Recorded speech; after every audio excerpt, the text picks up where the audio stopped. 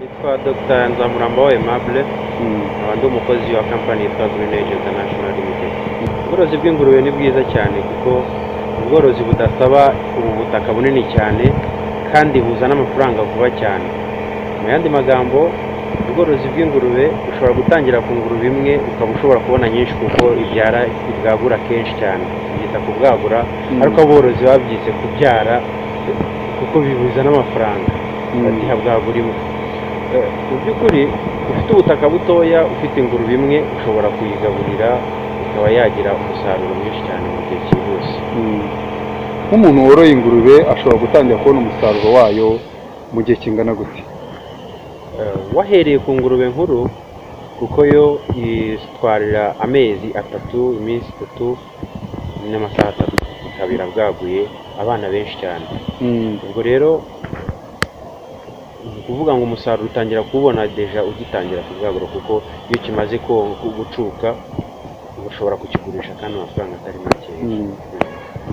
Umuntu ugiye gutangira korora ingurube yayimenyeho amakuru ki? Ese ibiraro byazo byubakirwa gute? Icya mbere ntabwo bisaba ibiraro bihambaye cyane. Iyo ari umuntu ugiye gutangira, bisaba ibiraro byoroheje bikozwe mu biti cyokora bisakaye. Ushobora gusakaza ibyatsi hanyuma ugatangira. Ariko ikintu cy'ingenzi ugomba kwirinda ni ukunyagirwa cyangwa se hasi hakaba hatose cyane. Ni ukuvuga ngo mu kiraro hagomba kuba nibura harimo kasima cyangwa se harimo gravity. Gishobora kuza gitwara amafaranga na gute? Ntabwo ari menshi. Aho ingurube bitewe n'uko kingana, n'uko ingurube ingana, ni ikiraro gito cyane, metero 1x2 ibihagije ku kibwana. Amafaranga rero bitewe n'ibikoresho yubatsemo ntabwo byarenga amafaranga 100,000. Hanyuma ku muntu ushaka korora ingurube kirwa n'iki kirima muri rusange ibereye ubworozi bw'ingurube ibiteye gute? Ingurube ni inyamaswa yihanganira ahantu hariho hose ushobora kuyihororera, ariko bisaba nanone kubanza gusaba uruhushya cyangwa se kuba idaturanye n'abantu, kuko gusohora umwuka utari mwiza ushobora kubangamira abantu. Niyo mpamvu rero ugomba kwitarura abantu. Niba ari mu byaro ushobora kuyubakira nanone ukurikije uburyo umuyaga uza, ukubaka aho umuyaga ugana. Ni ukuvuga ngo umuyaga utwara uwo mwuka mubi utawujyana mu nzu yawe, ahubwo uwujyana ahandi mu murima. Aho hantu muvuga hitarura ahantu batuye haba hari nk'intera ingana gute? Akenshi bavuga ko ari hagati ya metero 200 uvuye aho abantu batuye, ariko ahenshi usanga bakorera hafi cyane, ariko ubundi ni metero 200 uvuye aho abantu. Ubundi ingurube zororwa mu buryo butatu. Uburyo bwa mbere ni uburyo bwa gakondo. Ubwo ngubwo bakoresha ibiryo bibonetse byose ibyo wasaguye mu rugo cyangwa se ibyo batoraguye mu maresitora, kandi icyo gihe worora nkeya kuko uba udashoboye kuzihaza zose. Hakaba uburyo rero bwo hagati, navuga ko ni ubwa gakondo kandi buvanze n'ubuteye imbere. Icyo gihe umuntu agira ingurube akayiha ibyo biryo byasagutse, akaba yanabiha ibiryo byo mu nganda. Icyo gihe rero ni urumva ko baba ari hagati. Uburyo bwa gatatu ni uburyo bakoresha ibiryo byo mu nganda gusa, kandi ubwo buryo ni bwiza cyane ku muntu ushaka gukora business kuko irambye. Umuntu worora mu buryo bwa gakondo ku rugero rwarunguka kubera ko atagura ibiryo, ariko aranahomba kuko zikunda kurwaragurika bitewe n'ibyo biryo aba yazihaye byatoraguye cyangwa se byasagutse ahantu biba birimo indwara nyinshi. Rero umuntu worora ku buryo bwa kinyamwuga we utarajya kuri kinyamwuga, ni izihe ngaruka zishobora kuba zaba ku muntu worora muri ubwo buryo butari kinyamwuga? Arahomba kuko inyamaswa ze zirapfa bitewe n'indwara. Ziraterwa n'indwara nyine zavuye muri ibyo bintu yatoraguye, ziraterwa no kuba ibiraro bitubatse mu buryo bwa kinyamwuga, nyine uburyo burinda indwara.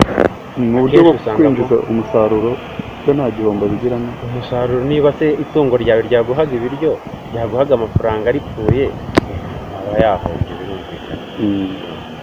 Naho mu buryo bugezweho noneho tujye mu buryo bugezweho rero ubwo ni bwiza cyane kuko umuntu abasha kumenya ibiryo yahaye amatungo ye, ibibigize bituma n'amatungo akura vuba, ugasanga afite uruhu rwiza.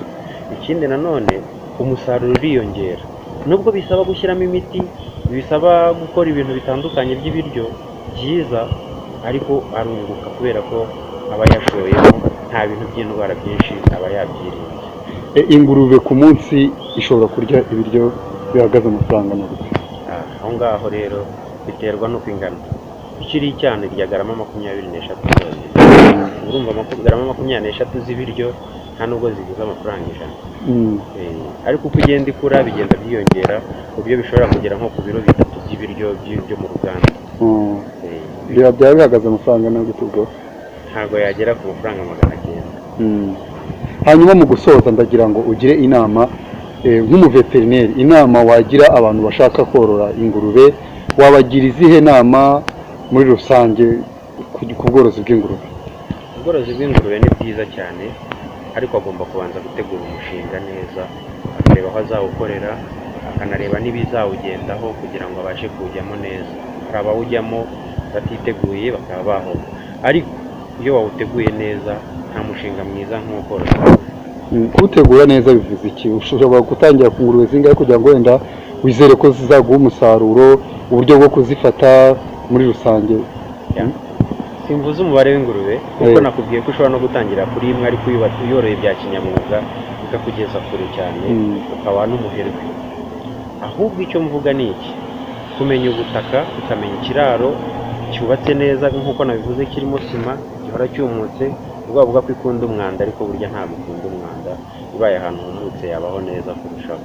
Ukayimenyera ibiryo byayo neza, ingurube ukayibangurira mu gihe gikwiriye, rwose itanga umusaruro. Ingurube rero nakubwira ngo kirima, kuko kirima zose ishobora kuzihanganira. Icy'ingenzi ni uko uzirinda izuba zirashyiraho mu buryo bwa izuba ritari rirasaho. Ni ukuvuga ngo ugomba gushyiraho agacucu, naho ibindi kirimaho nta kibazo gishobora kugira. Ariko ntabwo wakororera mu butayu ingurube